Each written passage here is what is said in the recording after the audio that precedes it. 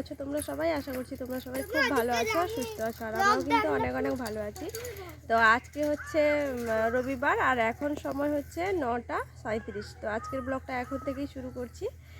তো উঠেছি আমি এই 8:30টার দিক করে, ঘুম থেকে উঠেছি। ঘুম থেকে উঠে ব্রাশ করে একটুখানি চিড়ে ভাজা খেয়েছি। কালকে রাত্রে তো আমি কিছু খাইনি, আমার অ্যাসিডিটি করেছিল বলে। রাতে কালকে মা মাংস করেছিল, আর তোমাদের দাদাভাই ভাত খেয়েছে, কিন্তু আমি ভাত খাইনি।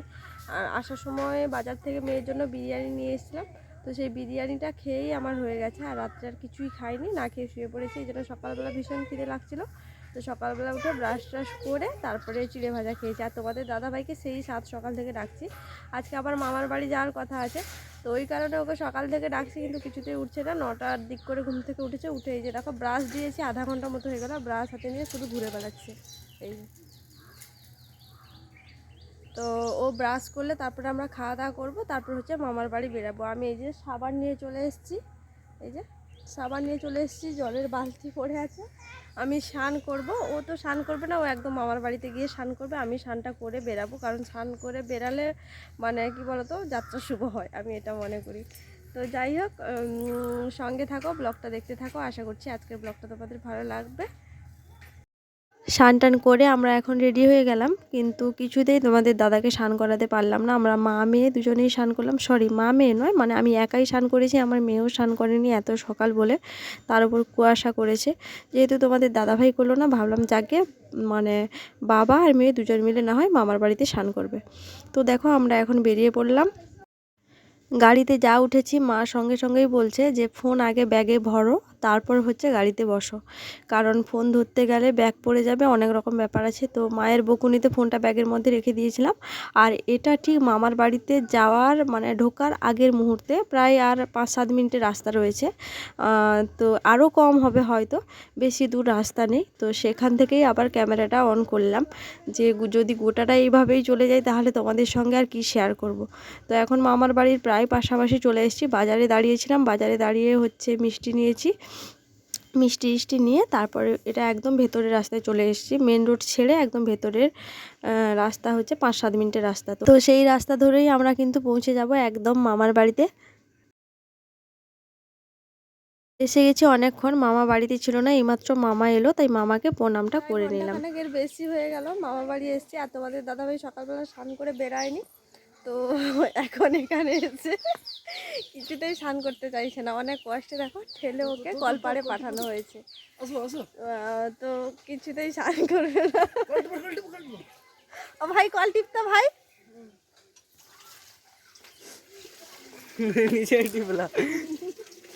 এইবারে কেমন মজা লাগে দেখো। সকালবেলা ঘরে স্নান করতে বলছিলাম, তখন স্নান করেনি, এখন স্নান ঠান্ডা হতো, গরম ছিল। ওদিকে দেখো আমার ভাই স্নান করবে, ঘুরছে। তারপরে হচ্ছে দূরে আমার মেয়ে আর বোন বসে আছে, আমার মেয়ে অঙ্ক করছে। আর ওই যে রান্নাঘরে মামা আর মামি দুজনে মিলে রান্না করছে। আর এদিকে হচ্ছে কলের জল গরম, হ্যাঁ কেন বলো তো, এই জলটা অনেক নিচ থেকে আসে, ওই কারণে। দেখো স্যারেন্ডার কলের জল এমনিতেই ঠান্ডা, জলটা ঠান্ডা। ও স্নান করলে তারপরে হচ্ছে খাওয়া দাওয়া হবে। মানে বাড়িতে ছিলাম, বাড়ি থেকে মাংস খেয়ে বাবার বাড়িতে এসেছি, বাবার বাড়িতেও সেই মাংস। আবার আজকে মামার বাড়ি এসে দেখি মামার বাড়িতেও মাংস। মামিকে বলছি মামি মাংস রান্না বন্ধ করো, মাংস খেয়ে আর পারছি না। তো মামা তো নিয়ে চলে এসছে, আবার এদের বাড়িতে মাংস। বিশ্বাস করো মাংস খেতে আর পারছি না।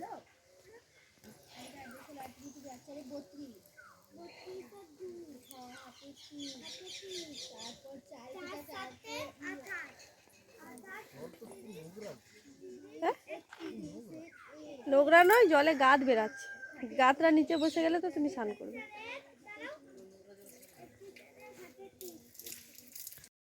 আজকে খাওয়া দাওয়া করতে অনেক দেরি হয়ে গেছে, প্রায় 2:30টা পেরিয়ে গেছে, কারণ মামা মাংস নিয়ে বাড়ি আসতে অনেকটা লেট করে ফেলেছে। কেন বলো তো, আগের বারে এইরকম রান্নাবান্না সমস্ত কিছু করে রেখেছিল, আমরা আর আসছিলাম না, এই কারণে মামা আমাদের দেখেছে, তারপরে হচ্ছে মাংস কিনতে গেছে। তো মামি রান্নাবান্না সমস্ত কিছু হয়ে গেছিলো, শুধু মাংসটা আনা ছিল না। তারপরে মাংস হওয়ার পর আমরা সবাই এখন খেতে বসে গেছি, শুধু মামা মামি ছাড়া। খাওয়া দাওয়া শেষ, আর এখন বাজে হচ্ছে ঘড়িতে 3টা 37। তো এখন আমরা বেরিয়ে পড়েছি বাড়ি যাওয়ার জন্য। মেয়ে এখানে জুতো পরছে, আর তোমাদের দাদাভাই ওখানে ওই যে গাড়িতে বসে আছে। আর মামা মামি হচ্ছে এখনও পর্যন্ত ওদের বাসন ধোয়া হয়নি, ওই কারণে আসেনি। ওরা এলে ওদেরকে প্রণাম সেরে তারপর হচ্ছে বেরাবো।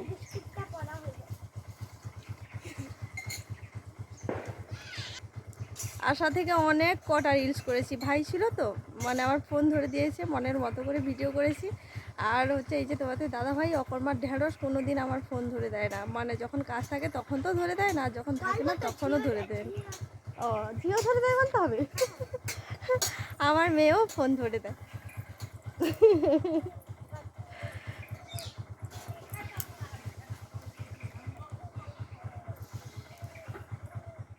তো যাই হোক, আমরা এখন পুরোপুরিভাবে রেডি। আর এখন মামা মামিকে প্রণাম সেরে এখন আমরা বেরিয়ে যাব। আর আমার মেয়ে দেখো, এটা আমার মেয়েকে বলে দিতে হয় না, আসার সময়ও কিন্তু একদম সবাইকে, ওর মামা থেকে শুরু করে আমার মামা থেকে শুরু করে এক ধার থেকে সবাইকে প্রণাম সেরেছে, এমনকি আমাকে আর ওর বাপিকেও বাদ দেয়নি। এখন দেখো সবাইকে প্রণাম করেছিল কিন্তু ওর বাপির কথাটা মনে ছিল না, তাই সে আবার মানে ঘুরে এসে আবার তার বাপিকে নমস্কার করলো। তারপরে এই যে এখন আমার মানে আমার বাড়ি পড়েছে, এখন আমি সবাইকে প্রণাম করে নিচ্ছি। আর আমার মামা না কিছুতেই আমার প্রণাম নিতে চায় না।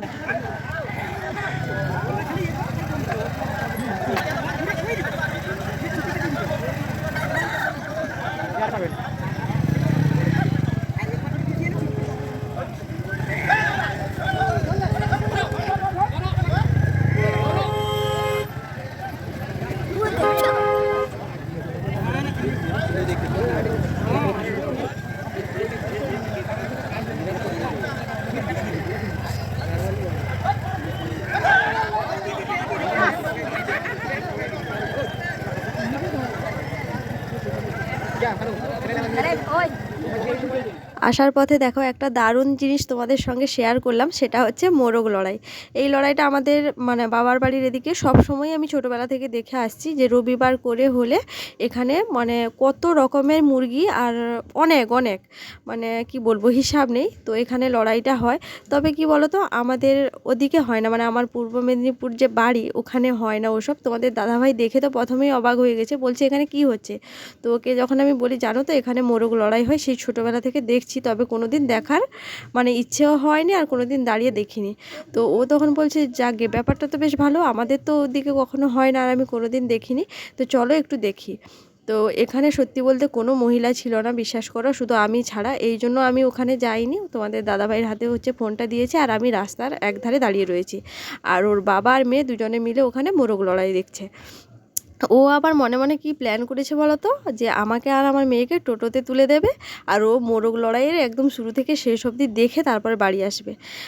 তো সেটা আর হয়নি, আমি ওকে কোনো রকম করে নিয়ে চলে এসেছি, যে চলো অনেকটা মানে দেরি হয়ে গেছে, কুয়াশা পড়ছে, রাত হয়ে যাচ্ছে, আর দেখতে হবে না, একটুখানি দেখো। প্রথমে একটা মানে মোরগ লড়াই হচ্ছিলো, সেখানে একটা মুরগি এইরকম মরে গেছে, তো এটা দ্বিতীয়বার হচ্ছে। তো ওকে বলছি এইটা দেখার পর কিন্তু আমরা বাড়ি যাব। তো শেষমেশ দেখো এই যে মোরগ লড়াইয়ের ব্যাপারটা ও তো বুঝতে পারছিল না, আমি নিজেও জানি না।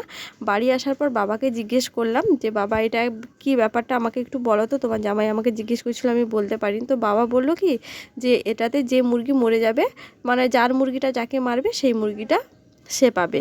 তো এইরকম একটা ব্যাপার।